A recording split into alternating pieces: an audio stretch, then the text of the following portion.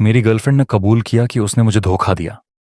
उसने तंज कसते हुए कहा, मुझे एक असली मर्द की जरूरत थी।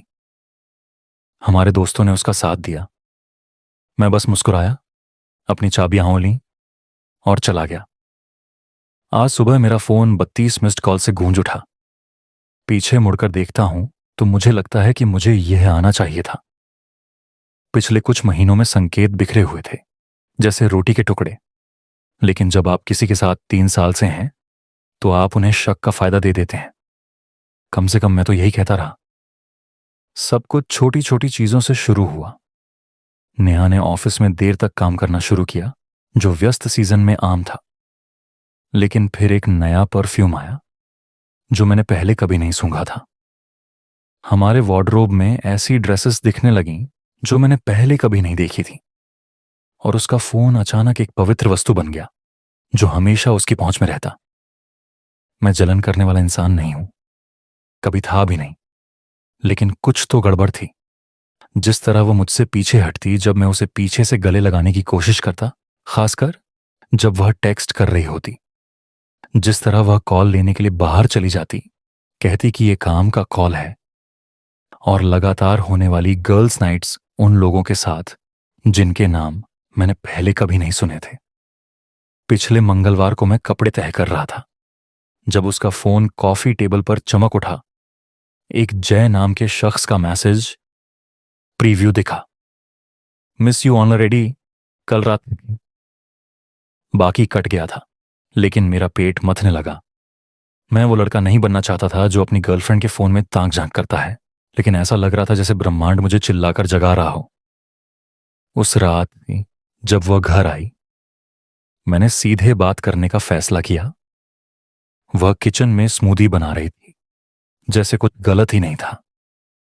ब्लेंडर की आवाज हमारे अपार्टमेंट में गूंज रही थी। मैं दरवाजे के पास खड़ा उसे देख रहा था। जय कौन है? मैंने पूछा। जब उसने आखिरकार ब्लेंडर बंद किया, उसके हाव भाव तुरंत बदल गए। उसके कंधे सख्त हो गए, लेकिन फिर उसने कुछ ऐसा किया जिसकी मुझे उम्मीद नहीं थी। वह मुस्कुराई। वह उसकी सामान्य गर्मजोशी भरी मुस्कान नहीं थी, बल्कि कुछ ठंडा और लगभग विजयी। सोच रही थी कि तुम कब आखिरकार समझोगे रोहन। उसने अपने ग्लास से एक घूंट लेते हुए कहा। जय मेरा बॉस है, और हां, मैं पिछले 2 महीनों से उसके साथ सो रही हूं। जिस बेफिक्री से उसने यह कहा, वह एक तमाचे की तरह था। कोई गिल्ट नहीं, कोई शर्मिंदगी नहीं, सिर्फ गर्व। मुझे एक असली मर्द की जरूरत थी, उसने तंज कसते हुए कहा। कोई ऐसा जो जानता हो कि वह क्या चाहता है और उसे हासिल करता है।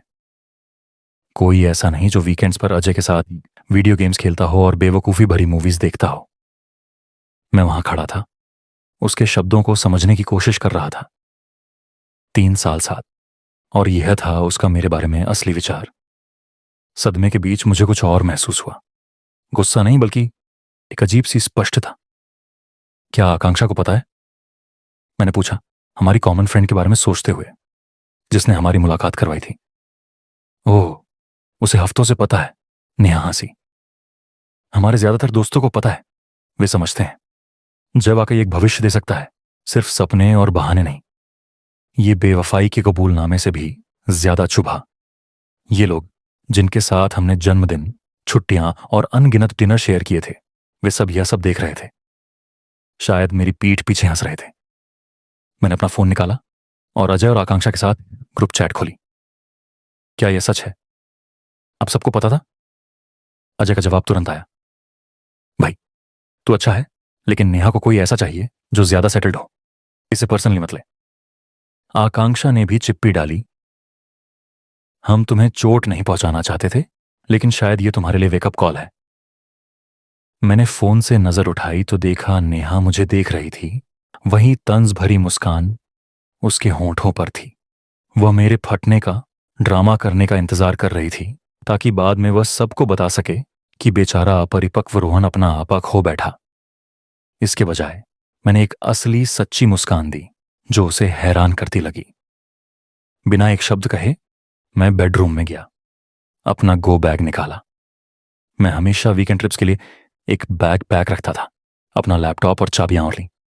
जब मैं फिर से किचन से गुजरा, नेहा मुझे घूर रही थी। उसकी मुस्कान थोड़ी डगमगा रही थी। कहाँ जा रहे हो? उसने मांग की। बाहर, मैंने साधारण जवाब दिया। और नेहा, अपार्टमेंट अपने पास रखो, मुझे यकीन है जय किराया देने में मदद करेगा। मैंने सुना कि जब मैं दरवाजा बंद कर रहा था वह कुछ कहने लगी थी, लेकिन मैं रुका नहीं। मेरा फोन पहले से ही मैसेजेस से बजने लगा था, शायद हमारे तथाकथित दोस्तों से, जो खुद को समझाने की कोशिश कर रहे थे। जैसे ही मैं गाड़ी चलाकर निकला, मैंने फोन बंद कर दिया और कुछ ऐसा महसूस किया जिसकी मुझे उम्मीद नहीं थी। राहत। कभी कभी सब कुछ खो देना आपको दिखाता है कि आपके पास वाकई क्या था ही नहीं। मुझे नहीं पता था कि मैं कहां जा रहा हूं, लेकिन महीनों बाद पहली बार मुझे लगा कि मैं सही दिशा में जा रहा हूं। अपडेट। मेरे पिछले पोस्ट पर इतने सारे सपोर्ट के लिए धन्यवाद। मैंने कभी नहीं सोचा था कि यह इतना वायरल होगा। पिछले हफ्ते में बहुत कुछ हुआ है और मैं अभी भी सब कुछ प्रोसेस कर रहा हूं। मैं शहर के बाहरी इलाके में एक छोटे से मोटल में रुका हूं। यह कोई शानदार जगह नहीं है, लेकिन साफ है, और मालिक, एक बुजुर्ग शख्स जिसने खुद को प्रकाश के नाम से मिलवाया, अच्छा इंसान लगता है। जब उसे मेरी कहानी पता चली तो उसने हफ्ते का किराया $20 कम कर दिया।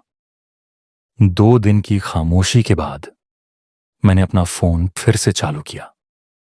32 मिस्ड कॉल्स, 47 टेक्स्ट मैसेजेस, ज्यादातर नेहा से, कुछ अजय और आकांक्षा से, और कुछ अनजान नंबरों से।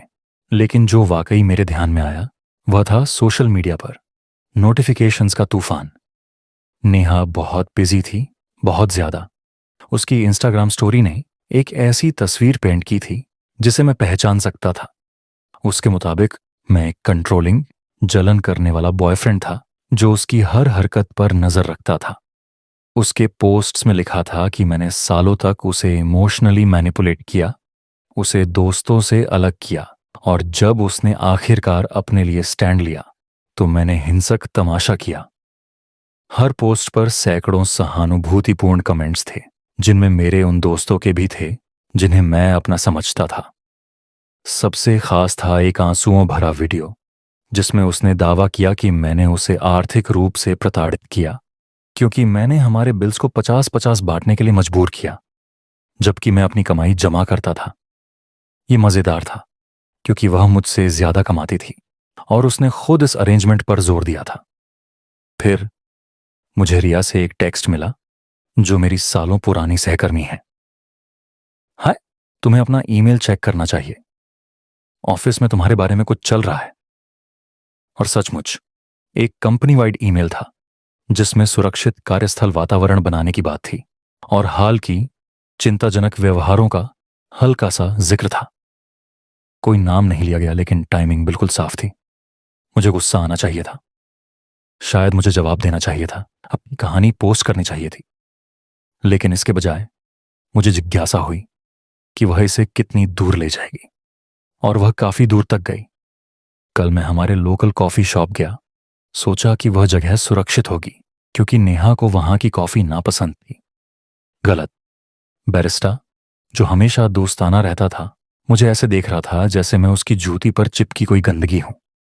बाद में पता चला कि नेहा वहां की रेगुलर हो गई थी और अपनी सर्वाइवल स्टोरी हर उस शख्स को सुना रही थी जो सुनने को तैयार था। लेकिन यहां से कहानी में ट्विस्ट आता है। अपनी कुछ चीजें स्टोरेज से लेने गया तो वहां मुझे शिवानी मिली, जो नेहा की तथाकथित बेस्ट फ्रेंड थी। वह घबराई हुई लग रही थी, इधर उधर देख रही थी, जैसे डर रही हो कि कोई उसे मेरे साथ बात करते देख लेगा। सावधान रहना, उसने फुसफुसाते हुए कहा। जय सिर्फ उसका बॉस नहीं है, उसकी पत्नी बहुत कनेक्टेड है और नेहा उसे बता रही है कि तुम अस्थिर और खतरनाक हो। मैंने पूछा, तुम मुझे ये क्यों बता रही हो? शिवानी की नजरें फिर इधर उधर दौड़ी। क्योंकि ये पहली बार नहीं है। तुमसे पहले ऑफिस में एक और लड़का था, नेहा और जय ने उसके साथ भी यही किया।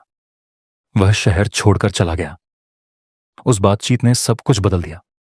मैंने पूरी रात लीगल रिकॉर्ड्स, सोशल मीडिया और जो कुछ भी मिल सका खंगाला। पता चला कि वह पिछला लड़का मानव वाकई था। वह नेहा के कंपनी में शुरू होने के समय सोशल मीडिया से पूरी तरह गायब हो गया था। आज सुबह मुझे हमारे लैंडलॉर्ड का कॉल आया। नेहा ने मेरा नाम लीज से हटाने की कोशिश की, दावा किया कि मैंने प्रॉपर्टी छोड़ दी है। जब वह काम नहीं हुआ तो उसने कहा कि मैं उसे धमकी दे रहा हूं। लैंडलॉर्ड ने मुझे चेतावनी देने के लिए कॉल किया। उसकी बहन भी सालों पहले ऐसी ही स्थिति से गुजरी थी, लेकिन असली झटका तब आया जब मुझे इंस्टाग्राम पर एक अनजान अकाउंट से मैसेज रिक्वेस्ट मिली। प्रोफाइल पिक्चर में एक 40 साल की खूबसूरत औरत थी, महंगे जेवर पहने हुए। मैसेज छोटा और साफ था। मुझे लगता है कि हमें मेरे पति और तुम्हारी गर्लफ्रेंड के बारे में बात करनी चाहिए। कल कॉफी? मिसेस जय। मैं 1 घंटे में उससे मिलने जा रहा हूं। कुछ मुझे कहता है कि नेहा की असली मर्द वाली कहानी अब और जटिल होने वाली है। मजेदार बात यह है कि नेहा को झूठ का यह जाल बुनते देखना, हमारे दोस्तों को सिर्फ उसके शब्दों पर पक्ष चुनते देखना, यह वाकई आजादी देने वाला है। हर गंदा पोस्ट, हर नकली आंसू, हर मैनिपुलेटेड कहानी बस इस बात की पुष्टि करती है जो मैं पहले से जानता था। मैं कुछ भी ऐसा नहीं खोरा जो रखने लायक हो। अपडेट दो। देर से अपडेट के लिए माफी। पिछले 2 हफ्ते जंगली रहे हैं। मिसेस जय के साथ वो कॉफी मीटिंग गेम चेंजर थी। पता चला कि वह महीनों से सबूत इकट्ठा कर रही थी, न सिर्फ नेहा और अपने पति के बारे में, बल्कि कंपनी में उनके व्यवहार के पूरे पैटर्न के बारे में। याद है शिवानी ने उस लड़के का जिक्र किया था जो शहर छोड़कर चला गया। वह पहला नहीं था। मिसेस जय ने पिछले 5 सालों में कम से कम 3 ऐसी ही घटनाओं को डॉक्यूमेंट किया था। युवा कर्मचारी जो उनके पति के साथ इन्वॉल्व हो जाते थे और फिर किसी को भी बेनकाब करने से रोकने में मदद करते थे। इस बार फर्क यह था कि मिसेस जय अब चुप रहने के मूड में नहीं थी। उनके पास टेक्स्ट्स, ईमेल्स, एक्सपेंस रिपोर्ट्स और यहां तक कि कंपनी के पार्किंग गैरेज का सिक्योरिटी फुटेज भी था। लेकिन उन्हें एक आखिरी चीज चाहिए थी, सार्वजनिक बेनकाबी। यही कंपनी की सालाना पार्टी की बात आई। मैं जाने की योजना नहीं बना रहा था, भला क्यों जाता, लेकिन मिसेस जय के पास दूसरी योजनाएं थीं। कभी कभी उन्होंने कहा, सबसे अच्छा बदला बस लोगों को उनके असली रंग दिखाने देना होता है। पार्टी डाउनटाउन के एक शानदार होटल में थी। मैं देर से पहुंचा, पहले से बेहतर कपड़ों में। जब मैं अंदर गया तो लोगों की नजरें अनमोल थीं। नेहा ने अपना ड्रिंक लगभग गिरा दिया। जय का चेहरा इतनी तेजी से लाल से सफेद हो गया कि मुझे लगा वह बेहोश हो जाएगा। लेकिन सबसे खूबसूरत हिस्सा यह था कि मुझे कुछ करना ही नहीं पड़ा। आकांक्षा सबसे पहले आई, जाहिर तौर पर नशे में। तुझे यहां आने की हिम्मत कैसे हुई? उसने इतनी जोर से कहा कि आसपास के लोग सुन सकें। तूने नेहा के साथ जो किया, उसके बाद मैंने बस मुस्कुराया। मैंने जो नेहा के साथ किया ये रोचक है, और बता। तभी रिया आगे आई। याद है वह मेरी सहकर्मी? पता चला वो चुपके से अपने सबूत इकट्ठा कर रही थी। नेहा की कंपनी चैट ग्रुप्स में अपनी जीत के बारे में डींग मारने के स्क्रीनशॉट्स, जय के साथ कहानी को घुमाने की प्लानिंग की रिकॉर्डिंग्स। मुझे लगता है रिया ने घोषणा की, हम सब असली कहानी सुनना चाहेंगे। अगला 1 घंटा ऐसा था जैसे डोमिनोज गिरते देखना। मिसेस जय ने बिल्कुल सही समय पर एंट्री मारी, टैबलेट हाथ में। प्रोजेक्टर ने गलती से इंक्रिमिनेटिंग मैसेजेस और फोटोज का स्लाइड शो शुरू कर दिया। नेहा अपनी कहानी को कंट्रोल करने की बेताब कोशिश करती रही, लेकिन असली तमाशा अजय ने किया। वही भाई पहले वाला अजय, सिवाय तब जब दुआ वह उसके करियर को आगे बढ़ा सकती थी। वह सब कुछ अपने फोन पर रिकॉर्ड कर रहा था। जय को बाद में दिखाने की योजना थी, अपनी वफादारी साबित करने के लिए। इसके बजाय उसने नेहा का पूरा मेल्टडाउन कैप्चर कर लिया। तुम्हें लगता है तुम बहुत चालाक हो, वह मुझ पर चिल्लाई। तुम और वह कड़वी बूढ़ी औरत मेरे बनाए सब कुछ बर्बाद करने की कोशिश कर रहे हो। जय मुझसे प्यार करता है, हम एक साथ जिंदगी बिताने वाले हैं। तभी मिसेस जय ने आखिरी दांव चला, तलाक के कागजात जो पहले ही फाइल हो चुके थे। पता चला कि जय ने नेहा को वही भविष्य का वादा किया था जो उसने दूसरी कर्मचारियों को किया था। वही स्क्रिप्ट, बस अलग अभिनेत्री।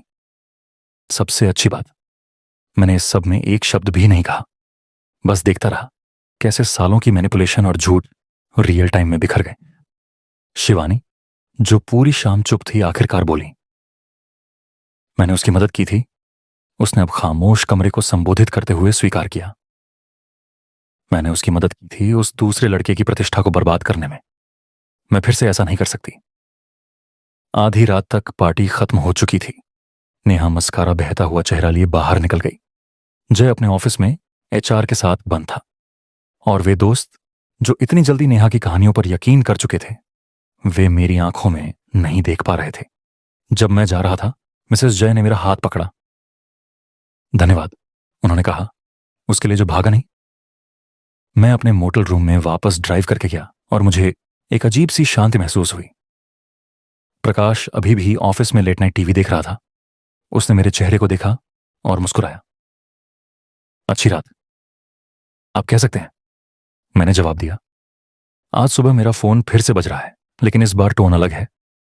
माफी, सफाइयां, लोग दावा कर रहे हैं कि उन्होंने वाकई नेहा की कहानियों पर यकीन नहीं किया था। मुझे मानव से भी एक मैसेज मिला, वह लड़का जो शहर छोड़कर चला गया था। जाहिर है वह आपसी कनेक्शंस के जरिए सब कुछ फॉलो कर रहा था। कभी कभी कर्मा को हमारी मदद की जरूरत नहीं होती, उसे बस एक दर्शक चाहिए। अपडेट 3, यह इस सागा का आखिरी चैप्टर है, और यकीन मानिए यह एक जबरदस्त सफर रहा है। आप शायद इसके लिए पॉपकॉर्न लेना चाहें। सबसे पहले, कंपनी पार्टी का असर उम्मीद से कहीं ज्यादा गहरा था। 48 घंटों के अंदर जय और नेहा दोनों को इस्तीफा देने के लिए कहा गया, लेकिन यह बस शुरुआत थी। मिसेस जय के पास जो दस्तावेज थे वे और भी ज्यादा थे। हर एक्सपेंस रिपोर्ट जो जय ने नेहा के साथ बिजनेस डिनर्स को कवर करने के लिए फर्जी की थी, हर ईमेल जिसमें उन्होंने दूसरों के खिलाफ साजिश रची, हर मैनिपुलेटेड परफॉर्मेंस रिव्यू, उसने सब कुछ कंपनी के बोर्ड ऑफ डायरेक्टर्स को सौंप दिया। कंपनी की लीगल टीम ने तेजी से कदम उठाया। उन्हें अफेयर्स से कम और वर्कप्लेस हैरेसमेंट और फाइनेंशियल मिसकंडक्ट के पैटर्न से ज्यादा चिंता थी। जय और नेहा अब सिविल लॉ सूट्स का सामना कर रहे हैं, लेकिन यहां से कहानी और रोचक होती है। मानव, वह लड़का जो शहर छोड़कर गया था, वह वापस आया, और वह अपने साथ सबूत लाया, शाब्दिक और प्रतीकात्मक। पता चला कि उसने शहर छोड़ने से पहले सब कुछ डॉक्यूमेंट किया था, जिसमें नेहा और जय द्वारा उसके खिलाफ चलाया गया स्मीयर कैंपेन भी शामिल था। उसे बस नहीं पता था कि इसका क्या करना है। मिसेस जय ने उसे अपने वकील से मिलवाया। 3 दिन बाद उसने अपना खुद का लॉसूट फाइल कर दिया। फिर कुछ खूबसूरत हुआ। बाकी पूर्व कर्मचारी सामने आने लगे, अपनी अपनी कहानियों और सबूतों के साथ। जो एक स्कैंडल के रूप में शुरू हुआ, वह जल्दी ही एक हिमस्खलन बन गया। नेहा ने इसका सामना करने की कोशिश की। उसने एक आंसुओं भरा वीडियो पोस्ट किया, दावा किया कि वह असली शिकार थी, जय द्वारा मैनिपुलेट की गई और अब सताई जा रही थी। तभी शिवानी ने आखिरकार हिम्मत दिखाई। उसने उनके प्राइवेट चैट्स के स्क्रीनशॉट्स पोस्ट किए, जिसमें नेहा अपनी जीत की डींग मार रही थी और लोगों की प्रतिष्ठा बर्बाद करने की योजना बना रही थी। पिछले हफ्ते नेहा मेरे मोटल पर दिखी। प्रकाश ने मुझे काम पर कॉल किया। वो लड़की जिसके बारे में तुमने बताया था, वह पार्किंग लॉट में हंगामा कर रही है। मैंने वापस जाने में समय लिया। उसे मेरी कार के बोनट पर बैठे हुए पाया, मस्कारा बहता हुआ, एक मनीला लिफाफा पकड़े हुए। मेरे पास सबके खिलाफ गंदगी है, उसने धमकी देने की कोशिश की, हालांकि उसकी आवाज कांप रही थी। अगर तुमने इसे रोकने में मेरी मदद नहीं की तो मैं सब कुछ रिलीज कर दूंगी। मैं बस हंसा। चलो अपने सारे पुल जला दो, देखते हैं ये तुम्हें कहां ले जाता है। उसने मेरे सामने ही लिफाफा फेंक दिया। उसमें फोटोज, स्क्रीनशॉट्स, प्राइवेट मैसेजेस थे। वह गोला बारूद जो उसने सालों तक लोगों को मैनिपुलेट करके इकट्ठा किया था, उसका इंश्योरेंस पॉलिसी। मैंने हर पेज की तस्वीरें लीं जबकि वह देख रही थी, फिर उसे वापस दे दिया। जो चाहे रिलीज कर, लेकिन पहले देख कि तुम्हारी पिछली साजिशों ने तुम्हें कहां पहुंचाया। नेहा जैसे लोगों को यह बर्दाश्त नहीं होता जब उनके हथियार उनके खिलाफ इस्तेमाल किए जाते हैं। उसने पार्किंग लॉट में ही लिफाफा फाड़ दिया, चिल्लाते हुए कि हम सबको इसका पछतावा होगा। उस तमाशे को किसी ने रिकॉर्ड कर लिया और कुछ ही घंटों में यह सोशल मीडिया पर वायरल हो गया। आखिरी झटका कल आया। मिसेस जय का तलाक फाइनल हो गया और अनुमान लगाइए, उन्हें सब कुछ मिला। घर, कारें, ज्यादातर एसेट्स। जय का कंपनी से गोल्डन पैराशूट लीगल फीस चुकाने में चला गया। उसकी प्रतिष्ठा बर्बाद हो चुकी है और भविष्य की करियर संभावनाएं। गूगल अब उसका दोस्त नहीं है। नेहा के बारे में सुना है वह अपने माता पिता के पास दूसरे राज्य में वापस जा रही है। उसका सोशल मीडिया अब शांत है। वे दोस्त जो नेहा का साथ दे रहे थे, वे अब अपने फॉलआउट से जूझ रहे हैं। गलत घोड़े पर दांव लगाने के परिणाम होते हैं। अजय ने कल माफी मांगने की कोशिश की, एक लंबा मैसेज भेजा कि उसे बेहतर दोस्त होना चाहिए था। मैंने बस उसके पुराने मैसेजेस का स्क्रीनशॉट भेजा जिसमें वह नेहा का समर्थन कर रहा था। उसने मुझे ब्लॉक कर दिया। कायर, आकांक्षा भी डैमेज कंट्रोल कर रही है। उसे चिंता है कि नेहा के पास रखे स्क्रीनशॉट्स उसके करियर को प्रभावित कर सकते हैं। मुझे लगभग बुरा लगता है। लगभग मैंने अभी एक नए अपार्टमेंट का लीज साइन किया है। काम पर मुझे प्रमोशन मिला। मजेदार बात है कि जहरीले लोगों को हटाने से सब कुछ बेहतर हो जाता है। और हां, मैं किसी नए से मिल रहा हूं। धीरे धीरे, सही तरीके से। सबसे अच्छा बदला साजिश या योजना बनाना नहीं है, यह अच्छे से जीना है और लोगों को खुद को बर्बाद करने देना। लेकिन मैं झूठ नहीं बोलूंगा, यह सब जलता हुआ देखना काफी संतोषजनक रहा है। यह मेरा आखिरी अपडेट होगा। इस सफर में साथ देने के लिए धन्यवाद। याद रखें, कर्मा को आपकी मदद की जरूरत नहीं होती। कभी कभी आपको बस पीछे हटना होता है और लोगों को उनके असली रंग दिखाने देना होता है।